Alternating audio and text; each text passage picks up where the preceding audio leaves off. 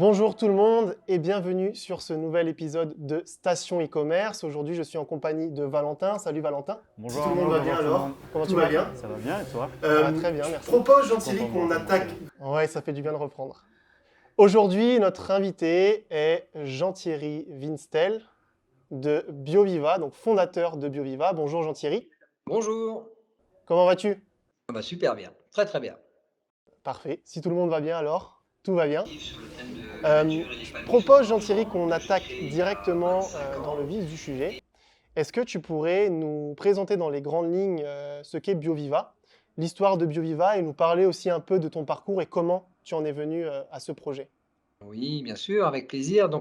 BioVet est une entreprise de jeux éducatifs sur le thème de la nature et l'épanouissement de l'enfant que j'ai créé il y a 25 ans et qui en plus est une entreprise extrêmement engagée au niveau sociétal, puisque depuis 25 ans, on fabrique exclusivement en France, avec un très grand respect de l'environnement, avec une éco-conception totale, avec une installation actuellement, là, dans les jours qui viennent, on va inaugurer notre système d'énergie solaire qui alimente directement les machines qui fabriquent nos jeux. Donc c'est encore une étape de plus franchie dans notre engagement. Et puis c'est aussi à travers la fondation BioViva qui propose de créer des moments de vie au travers de l'éducation par le jeu auprès de publics en difficulté. Donc oui, on est une entreprise qui avons des valeurs, qui avons une mission et qu'on essaie de mener du mieux qu'on peut. Très bien. Et du coup, comment, parce que si tu nous dis que ça fait 25 ans, ça fait un petit moment déjà, comment t'es venue l'idée de BioViva à ce moment-là, j'ai envie de dire, parce qu'il y a 25 ans, on n'était quand même pas autant tourné vers l'environnement qu'on l'est aujourd'hui. Alors, cette question, elle est hyper intéressante parce qu'en fait, on la pose de plus en plus en me disant: «Mais Ah attends, oui. 25 ans, c'était il y a longtemps» et c'est à moi de réaliser d'abord 1 que j'ai vieilli et que 2 finalement, c'était assez précurseur et c'est vrai que, il y a 25 ans, j'ai eu une espèce d'illumination en me disant, «Il faut absolument développer des outils éducatifs, grand public, joyeux, positifs, enthousiastes sur les problématiques, qui commençaient à poindre, de changement climatique, de disparition de la biodiversité et j'ai commencé par ça et c'est ce qui a fait que BioViva aujourd'hui est devenu ce qu'il est, mais avec, toujours la même passion, les mêmes engagements et le même respect de nos valeurs. Ça, c'était très, très important et en ne déviant pas, d'un iota de notre, philosophie et de notre mission. D'accord, donc dès le départ, en fait, tu as réussi à rester. Ça, c'est super. Bah, félicitations déjà pour ça. Bah, écoute, merci. Le plus dur, c'est en fait, c'est de tenir, hein, c'est la pugnacité et c'est Bah ouais. ça qui est difficile. Surtout qu'il y a dû avoir énormément de changements sur ces différents niveaux à travers les années. Oui, c'est sûr qu'il y a eu beaucoup de changements. Moi, j'ai vu passer tellement de choses, tellement d'effets de mode par rapport, à l'environnement ou à l'éducation.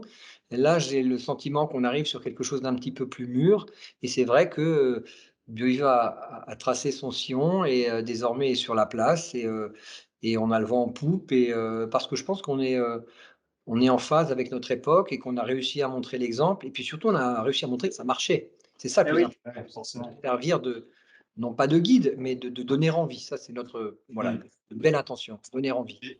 Du coup, tu disais il y a des effets de mode, etc. Donc, est-ce que toi, l'ADN de BioViva, il a toujours été le même et vous avez toujours eu la même ligne directrice ou au fur et à mesure de ces 25 années, vous avez dû vous adapter à ces effets de mode, prendre le bon qu'il y avait à prendre, le mauvais, le rejeter, etc.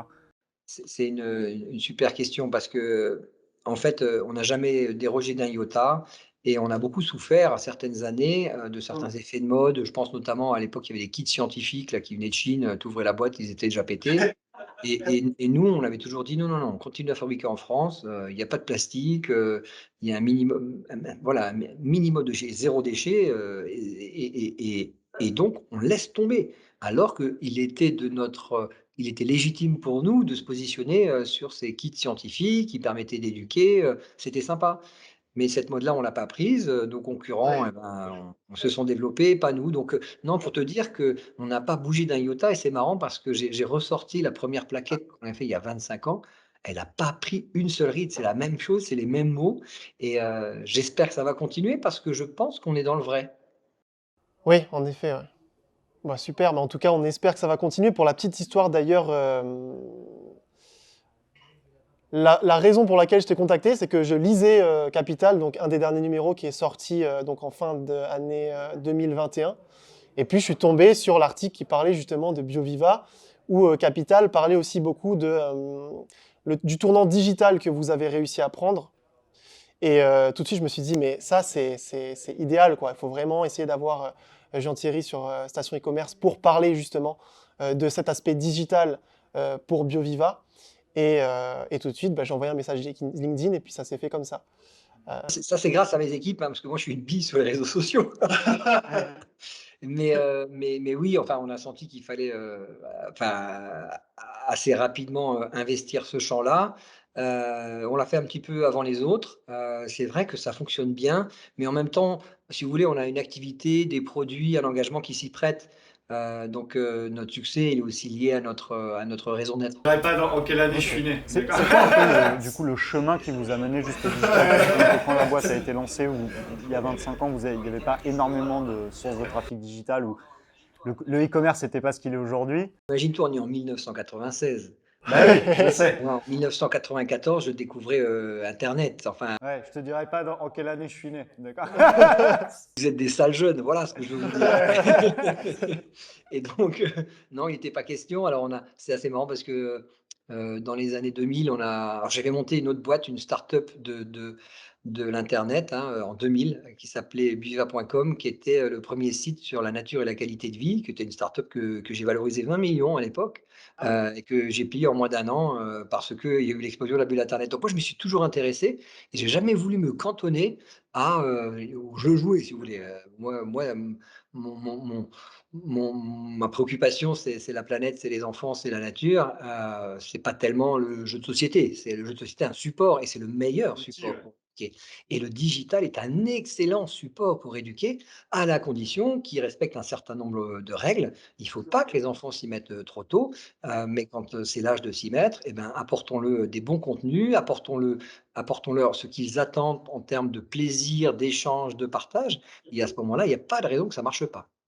D'accord. Du coup, sur quelle période à peu près, en quelle année vous êtes devenu un acteur digital?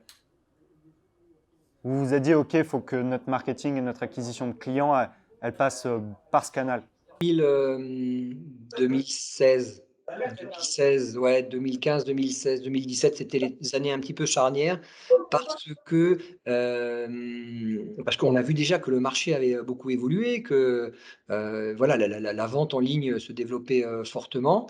On a été un des premiers à développer un site de vente en ligne qui tenait la route. D'ailleurs, on reste une des seules entreprises de notre secteur qui vendons à la fois auprès d'acteurs de la distribution et à la fois en propre avec notre propre site web.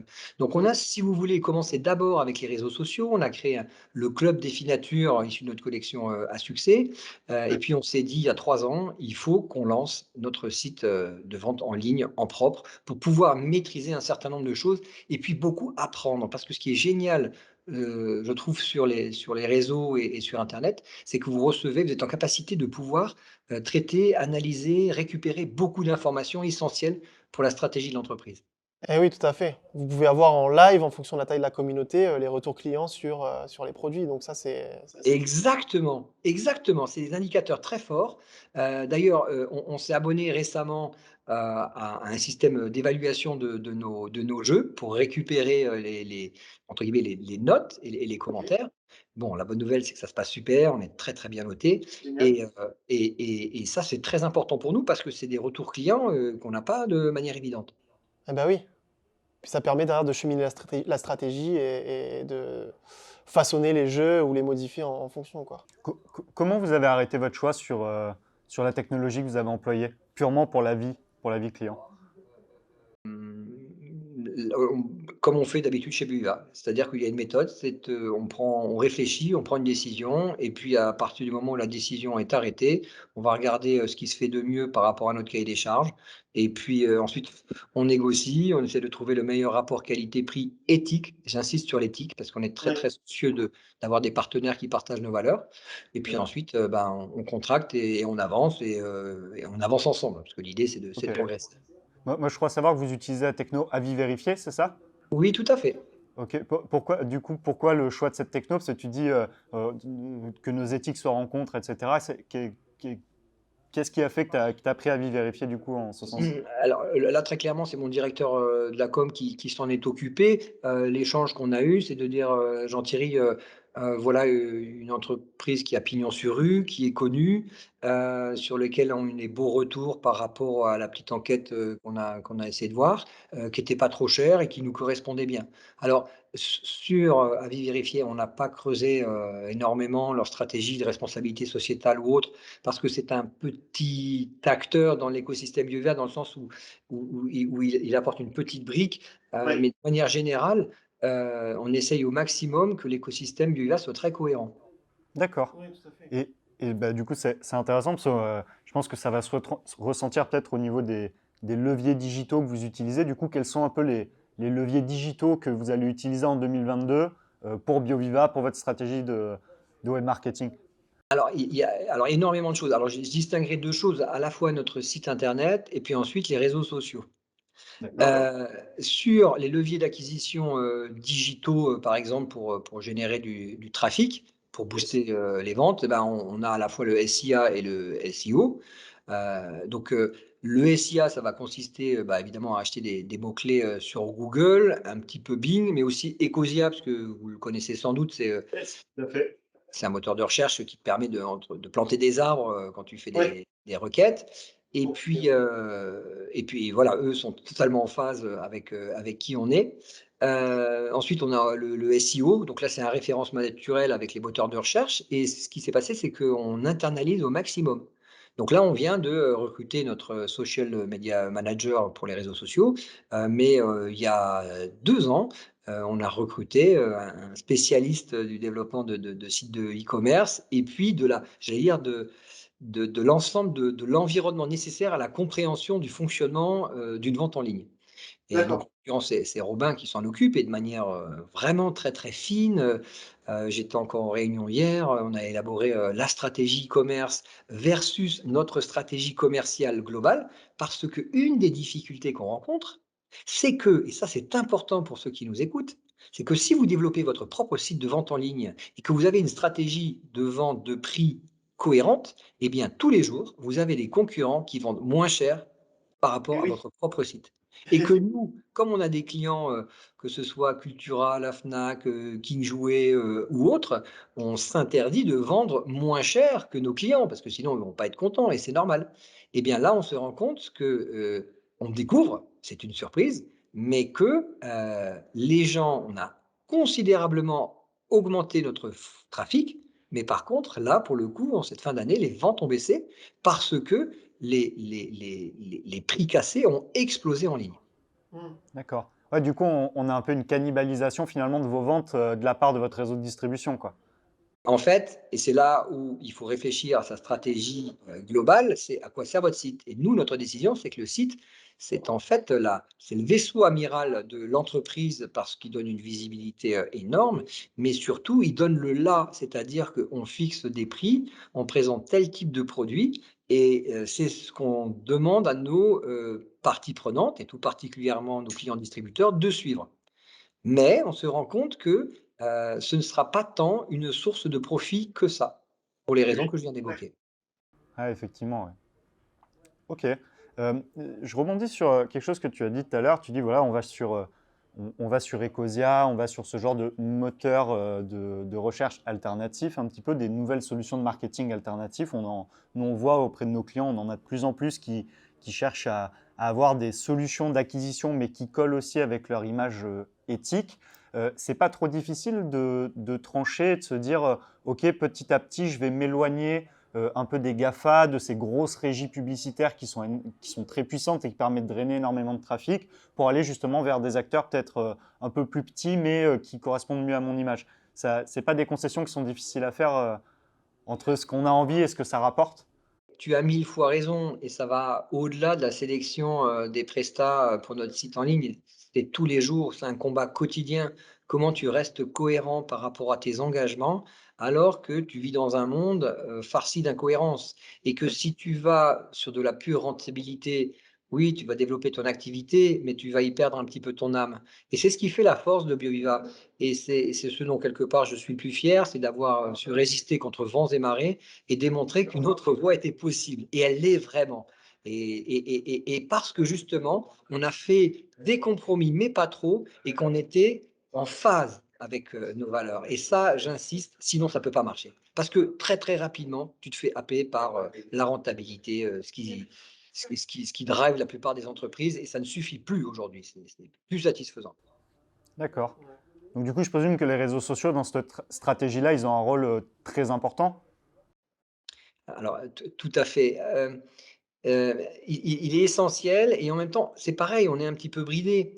Il y a par exemple des influenceurs avec lesquels on ne veut pas travailler parce que leurs valeurs ne sont pas les nôtres, alors qu'ils sont hyper connus, alors que ce serait pertinent de le faire.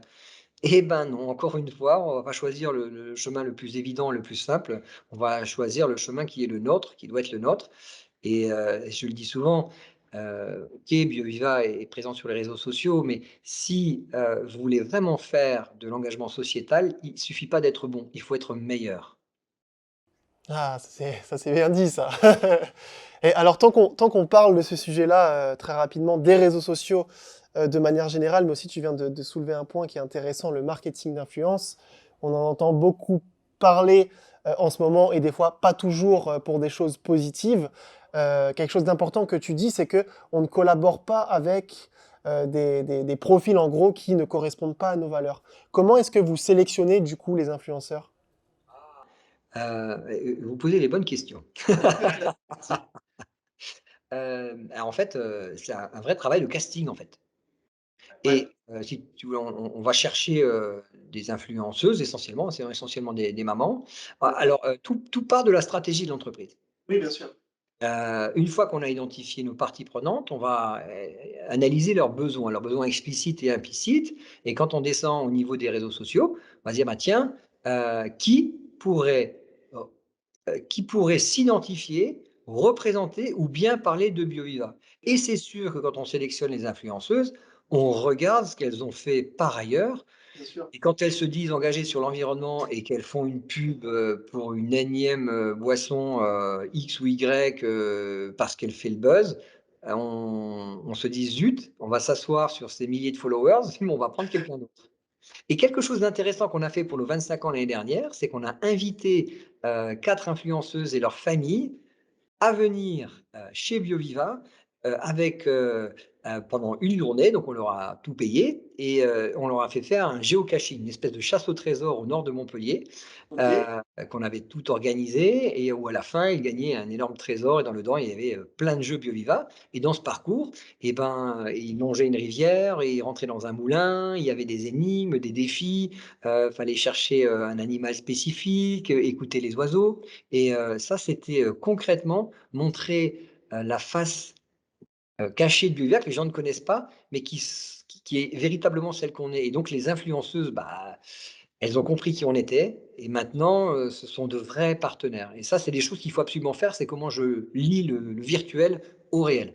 Eh oui, tout à fait. Mais ça, c'est super, hein, franchement, bravo. La personne que vous avez qui gère à la com, top, hein. Ah ouais, non, mais je tiens à les citer, Frédéric, Yelena, Robin, et puis, maintenant la petite Léa qui est arrivée, depuis, une semaine.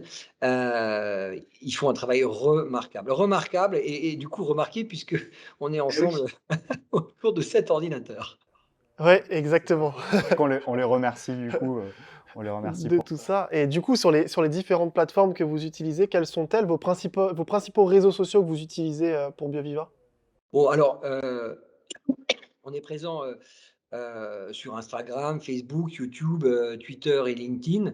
Alors sur l'e-commerce plus spécifiquement, ça va s'appuyer sur Instagram et Facebook. Les posts classiques qui ne sont pas de la publicité, ne génèrent pour l'instant qu'une petite partie de nos ventes, et on va surtout les utiliser pour travailler la notoriété de la marque. Bien sûr. Et je ne sais pas si vous l'avez constaté, mais en fait, on a créé une chaîne, YouTube dans lequel il y a un certain nombre de vidéos. Il y a à la fois des vidéos de démonstration de nos jeux, ça c'est devenu indispensable et c'était pas le cas il y a 4-5 ans, mais Ouais. aussi, on a, des des vidéos qui durent une dizaine de minutes, qui s'appellent les 360 défis nature, où je présente en fait un animal dans toute sa globalité.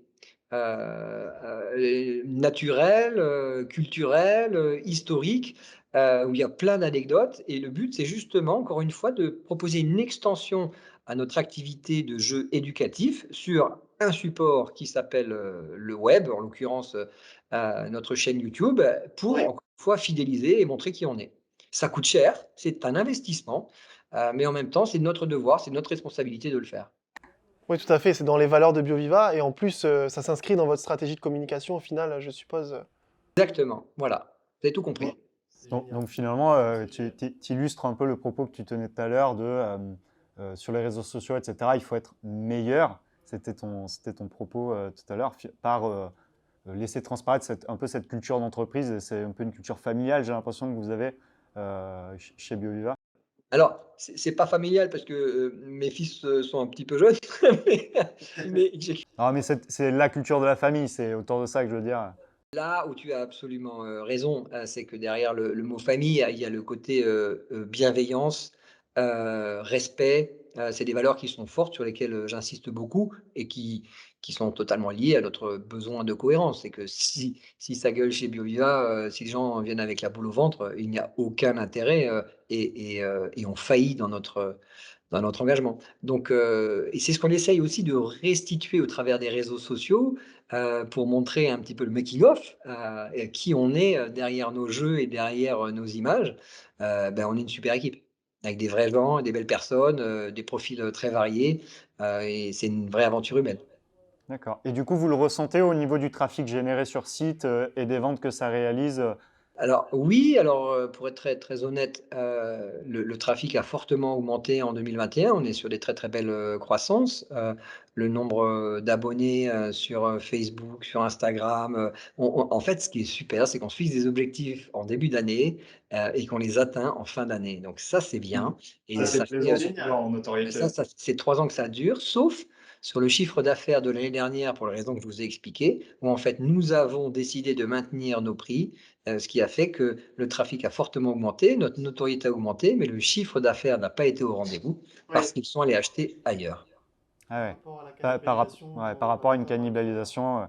Est-ce que d'un côté, tu pourrais te permettre, hein, si je puis dire, de baisser ses prix? Moi, je pense que non, parce que ça serait tourner le dos un peu à tes partenaires qui te suivent depuis des années. Euh, Est-ce que tu peux leur demander de jouer le jeu et d'avoir comment dire, des prix lissés chez tout le monde? Pas vraiment. Je crois pas qu'on ait trop le droit de faire ça. Le le le le le fait est Trouver des que solutions. avec les moteurs qui tournent, sur Amazon, Fnac.com, ou autres, à partir du moment où tu en as un qui baisse d'1 centime, c'est la spirale infernale, et descendante qui démarre, où tout le Ouais. monde peut baisser le prix par rapport à l'autre et on peut pas lutter contre cette course à l'échalote. Donc, nous, on maintient nos prix, mais, avec les conséquences que ça génère. Il est certain que si on faisait des opérations spéciales, ben, on aurait, atteint nos objectifs de chiffre d'affaires ou en tout cas on s'en serait rapproché. Là maintenant, la vraie question, c'est de se dire: «Ah bon, est-ce qu'on va quand même s'autoriser des opérations, mais en prévenant nos partenaires et en leur proposant la même chose en magasin?» pour que Ouais. justement Yes. ça reste cohérent. D'accord. D'accord. Et du coup, donc, si je comprends bien, vous êtes prêt quand même à aller chercher des stratégies de prix, finalement, parce que là, on parle vraiment de stratégie de prix, mais en collaboration quand même avec votre réseau de distribution, pour générer on va dire, une période donnée, quand même un gros volume de vente, quoi. Voilà, alors, notre site, génère environ alors c'est quelques pourcents, ça doit être 3 du chiffre d'affaires, donc Ah oui, c'est c'est vraiment pas grand-chose. effectivement. C'était beaucoup enfin, c'est marrant, mais c'était beaucoup plus, l'année dernière, enfin, on va dire il y a 2 ans, en 2020, en termes de pourcentage, mais parce Oui. qu'en fait, on a fait une énorme croissance, dans notre activité classique. Et donc, le chiffre d'affaires, lui, reste intéressant. Simplement, encore une fois, la difficulté, c'est quand vous vendez partout ailleurs et en plus en propre sur votre site, vous êtes pris en porte-à-faux, sur le respect nécessaire de votre stratégie commerciale auprès de vos clients et comme ils représentent 97 du reste du chiffre d'affaires, eh ben, il faut rester logique avec vous-même. Voilà. Mais c'est difficile et c'est une leçon pour nous. Je pense que ce qu'il faudrait retenir de cette émission, c'est, si vous avez une boîte et que vous vendez déjà par ailleurs, attendez-vous à ne pas exploser, les scores, de vos ventes en ligne, parce que, vous allez ou mettre à mal, vos clients parce que vous vendez, moins cher, ou vous confronter, sur le long terme à un choix difficile, c'est soit l'un, soit l'autre, alors qu'il faut faire cohabiter les 2. D'accord. Et autre petite question, est-ce que ça n'a pas été difficile pour vous, industriellement parlant, ces derniers temps? On voit que des flambées de prix dans tous les sens, que ce soit au niveau des matières premières, des énergies, etc., etc. Comment on fait quand on a un acteur comme BioViva et qui quand même débite pas mal de boîtes de jouets pour subir ça, pour maintenir ces niveaux de prix, etc., etc. Quand on démarre à 25 ans et il y a 25 ans, avec une idée de se dire: «On va fabriquer en France parce que c'est meilleur pour la planète et que socialement je sais où ils sont faits», et ben, il y a des dommages collatéraux positifs et en l'occurrence, quand on entendait les problèmes d'approvisionnement, l'explosion des coûts de transport, qui venaient de Chine, et ben, nous, on fabriquait en France, on avait nos stocks, on n'avait pas de problème d'approvisionnement, donc tout s'est très bien passé, en 2021 et on a pu tirer notre épingle du jeu. Maintenant, en 2022, on va subir l'augmentation, des prix des matières premières, c'est déjà le cas, donc on a dû augmenter, le tarif de certains de nos jeux, mais nous n'avons pas connu, l'explosion du coût de transport par container qui lui, reste d'actualité.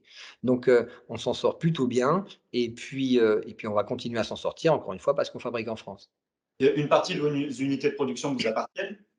Alors, c'est un truc vraiment, à part encore une fois, mais il y a beaucoup de choses qui sont à part chez BioViva. C'est qu'il y a 25 ans, j'avais été voir une dizaine d'imprimeurs, mais j'avais pas le sou, comme on dit et donc quand je leur ai dit: «Oh, je veux faire un jeu, je démarre mon entreprise, j'ai pas d'argent, et en plus, j'ai des contraintes environnementales» et ben, 9 portes sur 10 se sont, refermées et il y en a une qui s'est entrouverte, et elle s'appelle, Graphote, et il s'appelle Ivan Zaratsky et c'est, le patron, hein, le fils du fondateur de l'imprimerie Graphote et qui a commencé avec, 3 000 jeux en 1996 quand on a lancé la première production et qui se retrouve aujourd'hui avec 2 millions de jeux par an. Donc, c'est plus la même La histoire confiance paye. et on a grandi ensemble. C'est-à-dire que, on se pose la question de faire un partenariat croisé, c'est sur la table et on va le faire.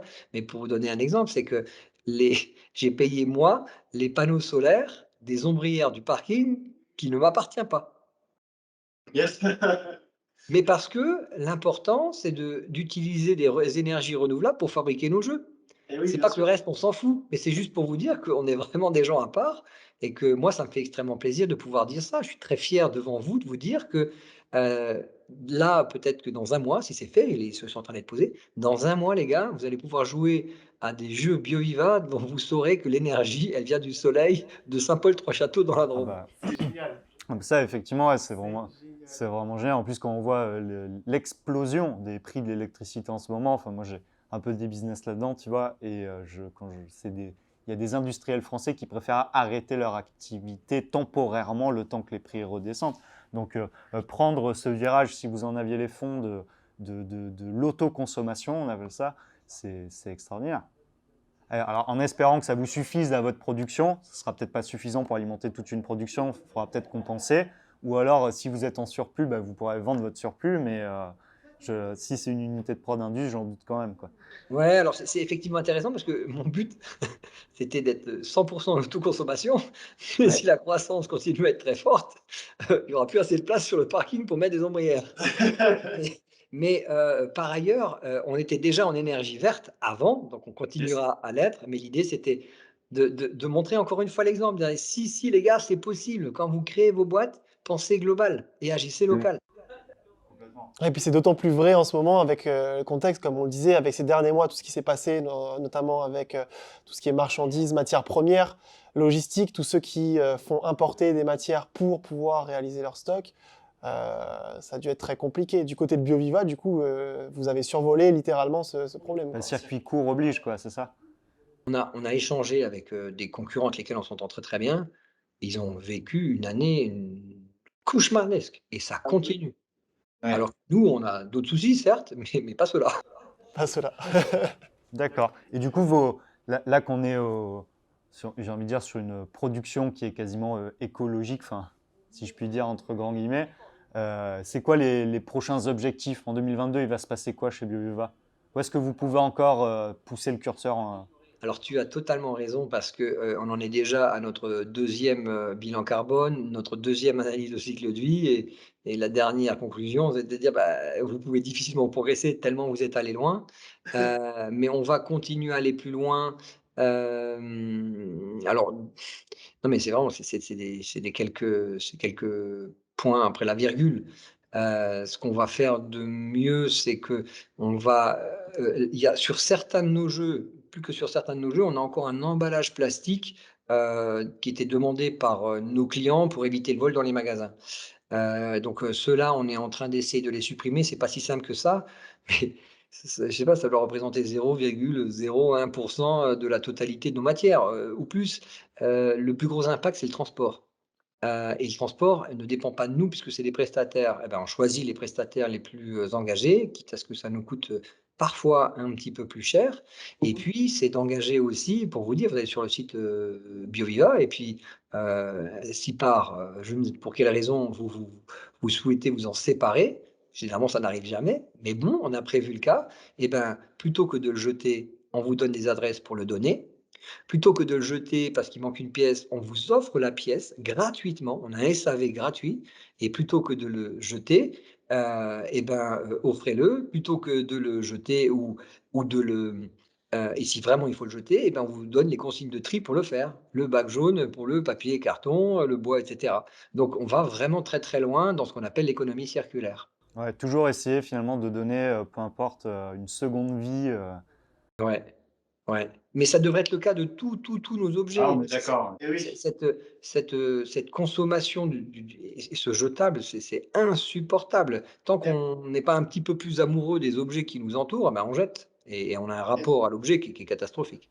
C'est très fort en tout cas hein, d'avoir réussi à mêler ça aussi intimement à l'e-commerce au final, et puis même au commerce de manière générale, parce que c'est vrai qu'en soi, un jeu de cartes, on peut tout de suite imaginer que c'est très énergivore, que c'est beaucoup de gaspillage, parce que on va utiliser du papier, etc., etc. Mais au final, l'exemple de BioViva, comme tu le dis, ça prouve que c'est possible. Ouais, il suffit de se creuser un peu la tête Voilà, et de et tu prendre trouves des des engagements, process.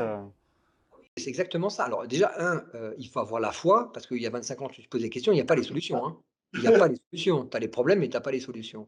Au final, on a trouvé des encres à base végétale. Au final, on utilise, des chiffons qui sont pas jetés, mais qui sont relavés. Au final, on fait vachement gaffe à la consommation d'eau. Au final, l'électricité, elle est renouvelable à mort et maintenant elle est locale. Au niveau des transports, on utilise, ce qui se fait de mieux. Là, il y a une initiative de transporter à la voile, des produits entre la France et l'Amérique du Nord. Eh ben, j'espère qu'on en sera parce que nous, c'est pas des denrées périssables et que ça fait totalement sens, de pouvoir livrer des jeux BioViva qui ont voyagé avec un bateau à voile. Je trouve ça génial et c'est une belle histoire sur les réseaux sociaux et ça contribue à notre notoriété et c'est encore une fois gagnant-gagnant. Mais c'est du boulot les gars, c'est vraiment du boulot. Ah bah tu vois, ça allait être un peu la suite de ma question. Et digitalement, du coup, c'est quoi les objectifs et c'est quoi la suite en 2022? Il y a plein de suites. La première, c'est que je suis en train de lancer le premier programme international d'éducation à la biodiversité pour les 6-12 ans sous égide des Nations unies. Avec, l'accord de l'Élysée, j'espère obtenir leur haut patronage, et en collaboration avec le ministère de l'Éducation nationale, qui va en fait se transformer en une plateforme digitale qui va permettre à n'importe qui, de récupérer, des fiches d'activité, des fiches pédagogiques, des jeux à travers le monde.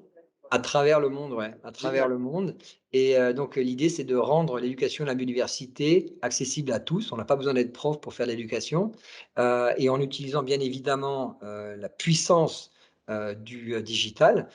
Donc il y aura des MOOC, il y aura des TEDx, il y aura des webinars, il y aura des jeux en ligne, il y aura des jeux concours, il y aura des concours photos, des concours vidéo. L'idée, c'est de créer une émulation et de faire en sorte que les enfants tombent amoureux du vivant. Voilà. Et la première entrée que fait un être humain avec la nature, c'est l'animal.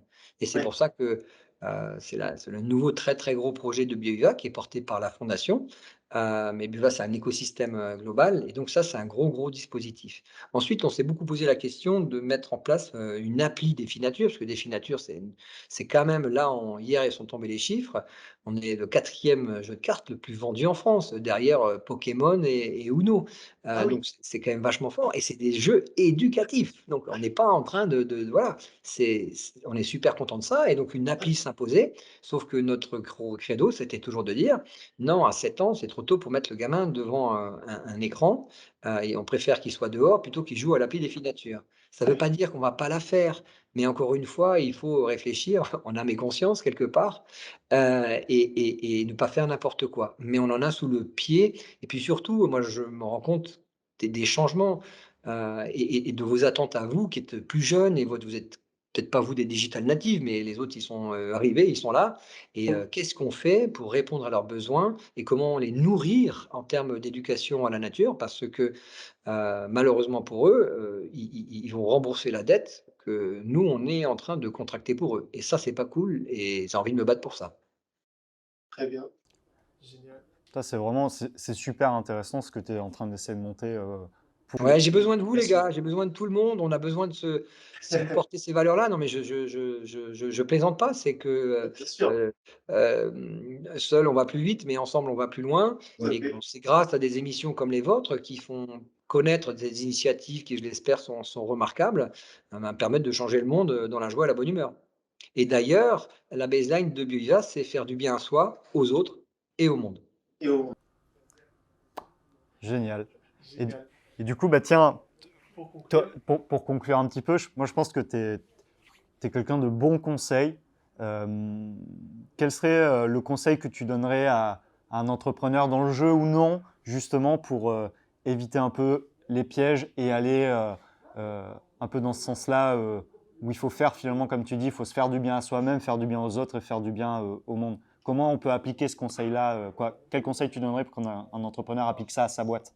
C'est vieux comme le monde, hein, mais c'est, connais-toi toi-même, comprends ta mission de vie, apprends à t'écouter, à écouter les autres, et mène ta vie comme, tu sens qu'elle doit être menée. Moi, c'est de l'intuition avant tout. Je suis ingénieur agronome, je ne suis pas joueur, je suis pas joueur, et un jour, j'ai eu une fulgurance en me disant, «Tu vas créer un jeu sur l'histoire de la vie, et tu vas le vendre». Et ben 25 ans plus tard, je suis super fier d'avoir créé Viva Édition, Viva Développement Durable, maintenant la fondation, d'avoir des projets audiovisuels, mais parce que encore une fois derrière ça, il y a une grande cohérence, il y a un alignement, il y a un travail, hein, sur soi pour s'écouter, parce que il faut aller contre vents et marées les gars là. Si vous voulez vraiment, changer le monde, ça veut dire que vous allez contre le monde actuel. Et Ouais. que c'est comme un peu vous êtes dans une coque de noix et vous remontez, l'Amazone, à contre-courant. Enfin, je veux dire, c'est quelque chose d'énorme.